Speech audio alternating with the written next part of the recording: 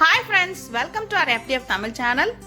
இன்னைக்கு நம்மளோட சேனல்ல அரோமேட்டிக்கான பாத் பவுடர் நம்ம வீட்டிலே எப்படி செய்யறது அப்படிங்கறத இந்த வீடியோல பார்க்கலாம்.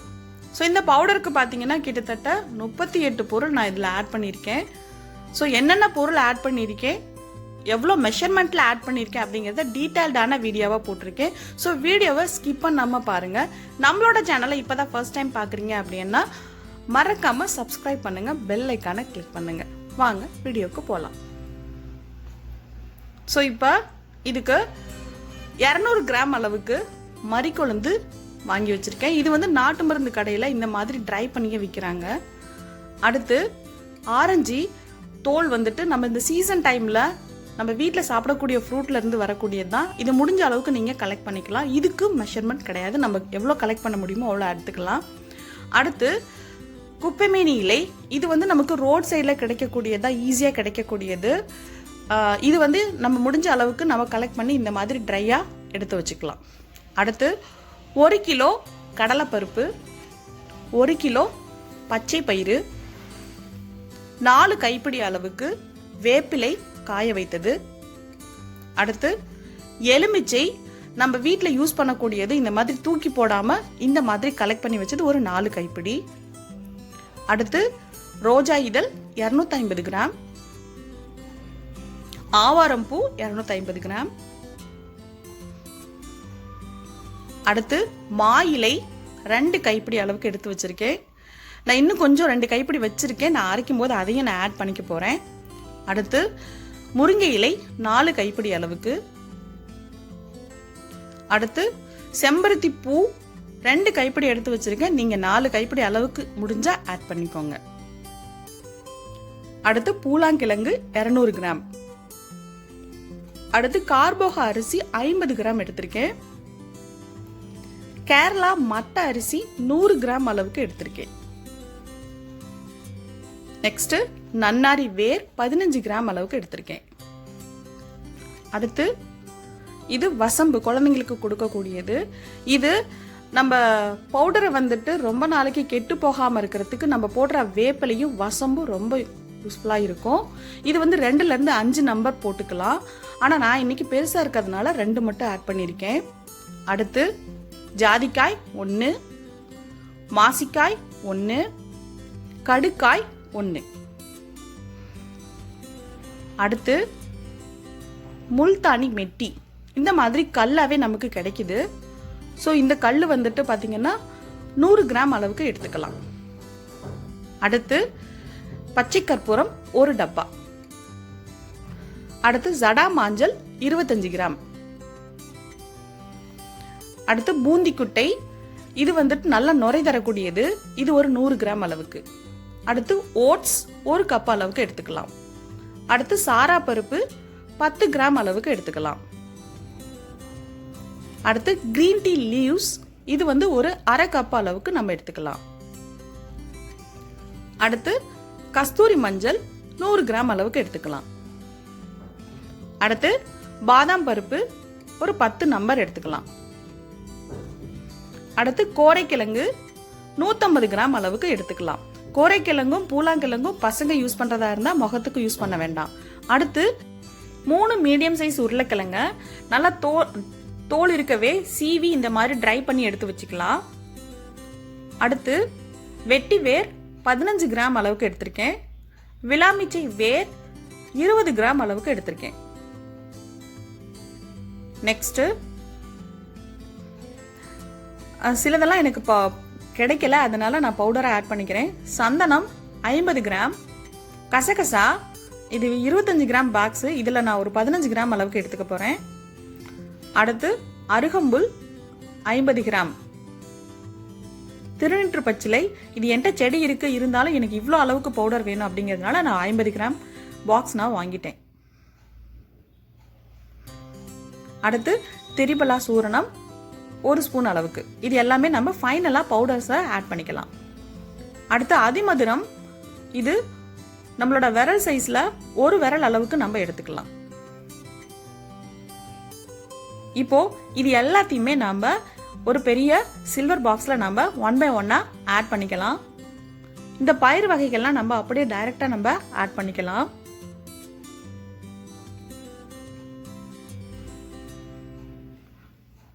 இந்த பூலாங்கிழங்கெல்லாம் பார்த்தீங்கன்னா இந்த மாதிரி நல்லா பொடிச்சு நம்ம கொடுக்கும்போது அரைக்கும்போது சங்கடப்படாமல் அரைச்சி கொடுத்துருவாங்க. பாருங்க, மறிக்கொழுந்தையுமே இந்த மாதிரி நல்லா கையில் நல்லா நொறுக்கி விட்டு ஆட் பண்ணிக்கலாம். அடுத்து ஆரஞ்சு பீல் இந்த மாதிரி சின்ன சின்ன பீசஸாக நம்ம கட் பண்ணி போட்டுக்கலாம். ஸோ இதை நம்ம கட் பண்ணும்போது கொஞ்சம் எனக்கு வேஸ்ட் போக மீதி இருக்கிறத நான் இதில் ஆட் பண்ணிட்டேன். அடுத்து குப்பைமேனி இலை. ஸோ இந்த இலைகள் எல்லாமே நம்ம இலை பூ இதெல்லாமே நம்ம டைரெக்டாக அப்படியே ஆட் பண்ணிக்கலாம். அடுத்து ஆவாரம் பூ,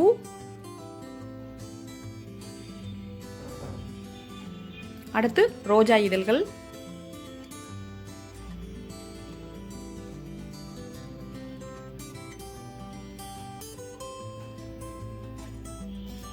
அடுத்து மாயிலை.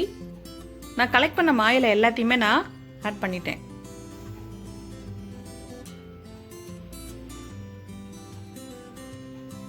அடுத்து வேப்பிலை,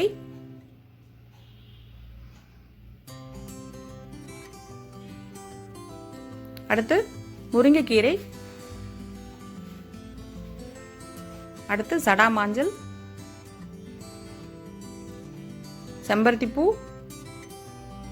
எலுமிச்சையும் இந்த மாதிரி நல்லா நொறுக்கி கொடுத்துடலாம். அடுத்து கோரைக்கிழங்கு, உருளைக்கிழங்கு இதையும் நம்ம நொறுக்கிக்கலாம். அடுத்து ஓட்ஸ்.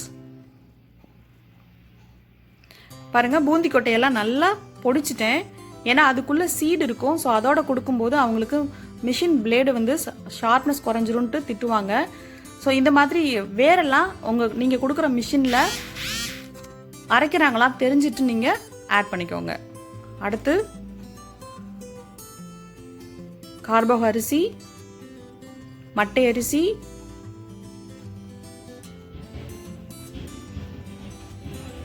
முல்தானி மிட்டி, வசம்பு நல்லா இந்த மாதிரி அம்மியில் வச்சு நச்சு கொடுத்துடலாம்.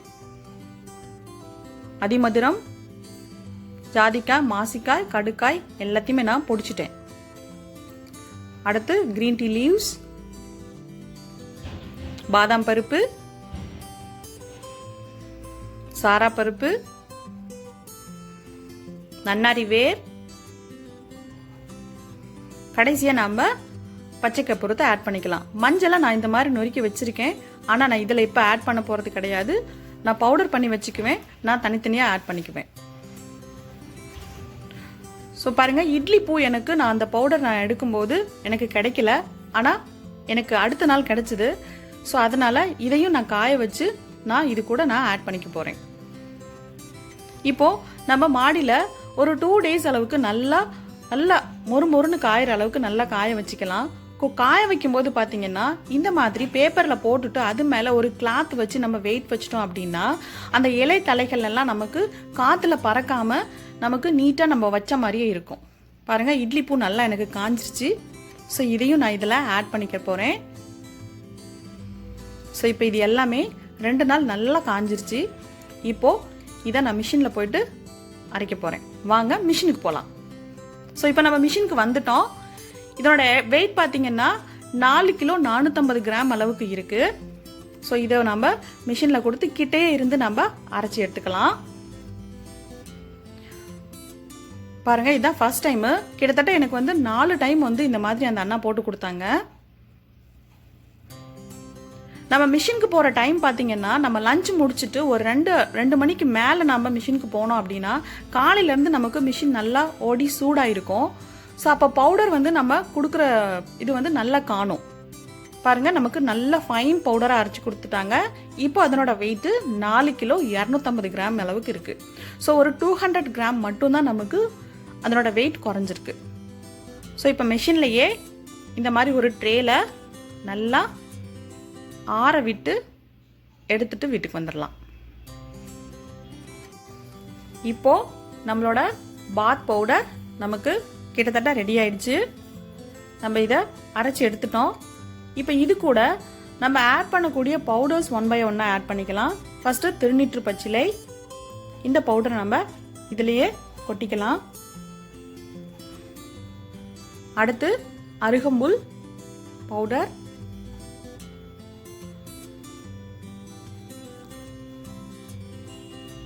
இது வந்து உங்களுக்கு புல்லா கிடைச்சாலும் நீங்க காய வச்சு நீங்க ஆட் பண்ணிக்கலாம். அடுத்தது சந்தனம்,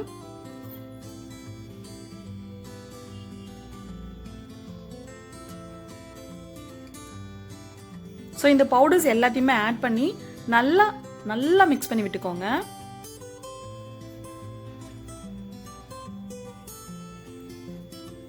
அடுத்து நம்ம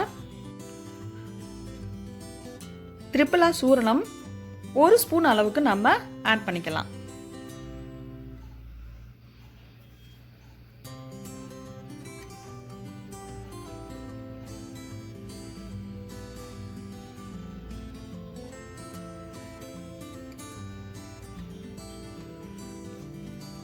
இப்போ நல்லா அடிக்கான ஃபுல்லா நல்லா கலரி விட்டுட்டோம்.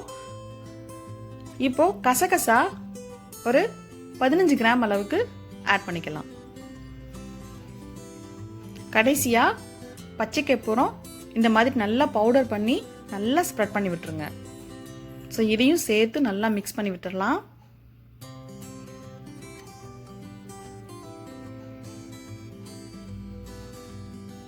இப்போ நமக்கு சூப்பரான அரோமேட்டிக்கான பாத் பவுடர் நமக்கு ரெடி ஆயிடுச்சு. இது கிட்டத்தட்ட 1 வருஷத்துல இருந்து 1.5 வருஷம் வரைக்கும் நமக்கு கெட்டு போகாம பூச்சி விழாம நல்லா இருக்கும். ஸோ அது நம்ம வச்சிருக்கிற பாங்க பொறுத்து தான் இருக்கு. இந்த மாதிரி ஒரு சில்வர் பாக்ஸ்ல நம்ம ஸ்டோர் பண்ணி வச்சுக்கலாம். இப்போ இது பாருங்க, நான் இது லாஸ்ட் இயர் அரைச்ச பவுடர். இந்த மாதிரி கண்ணாடி பாட்டிலில் ஸ்டோர் பண்ணும்போது ரொம்ப நாளைக்கு நமக்கு வரும். பாருங்க, நான் கிட்ட எடுத்து காமிக்கிறேன்.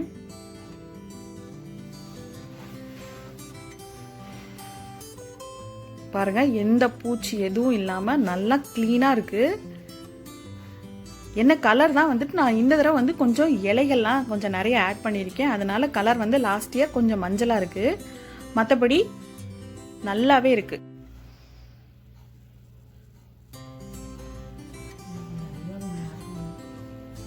பாருங்க, இந்த மாதிரி கண்ணாடி பாக்ஸ்ல நம்ம டெய்லி யூஸ்க்கு நம்ம ஸ்டோர் பண்ணி வச்சுக்கலாம். இந்த மாதிரி எவர் சில்வர் பாத்திரத்துல ரொம்ப நாளைக்கு வச்சிருக்கிறத ஸ்டோர் பண்ணி வச்சுக்கலாம். நம்ம கைப்படாம தண்ணி எதுவும் படாம வச்சிருக்கும் போது நமக்கு லாங் லாஸ்டிங்கா வரும்.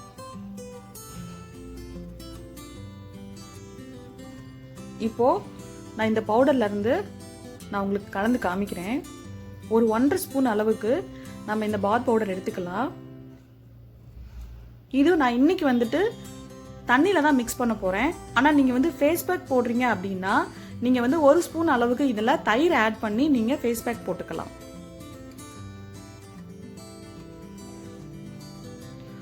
ஸோ இந்த பவுடர் பாத்தீங்க அப்படின்னா நம்மளோட ஸ்கின் வந்து நல்லா யங்காவும் நல்லா கிளீனாவும் இருக்கிறதுக்கு ரொம்ப யூஸ்ஃபுல்லா இருக்கும். நம்ம வந்து எந்த கலர்ல இருக்கோம் அப்படிங்கறத விட நம்மளோட ஸ்கின் வந்து எவ்வளவு ஆரோக்கியமா இருக்கு அப்படிங்கறது தான் நமக்கு இம்பார்ட்டன்ட். ஸோ எந்த விதமான ஆர்டிஃபிஷியல் எதுவும் இல்லாம நம்ம இயற்கையா நம்மளே பொருள் ஆட் பண்ணி நம்ம செய்யும் போது எந்த கலப்படமும் இல்லாம ஒரு சாட்டிஸ்ஃபேக்ஷனோட நம்ம அந்த பவுடர் நம்ம யூஸ் பண்ணலாம்.